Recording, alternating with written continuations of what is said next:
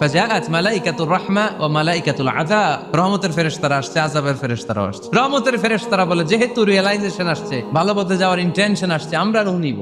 আযাবের ফেরেশতারা বলে না, এখনো তো ভালো হইতে পারে নাই, 100টা খুনের বিষয়টা সহজ না, 100 জন মানুষকে হত্যা করেছে, তার রূহটা আমরা নিয়েছি জিনে ঢুকাবো।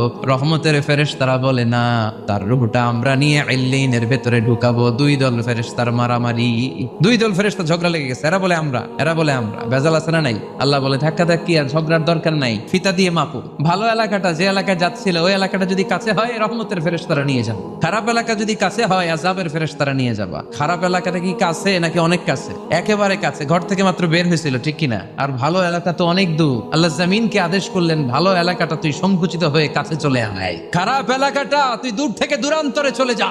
মেপে দেখা গেল যে খারাপ এলাকা অনেক দূরে, ভালো এলাকা একেবারে কাছে।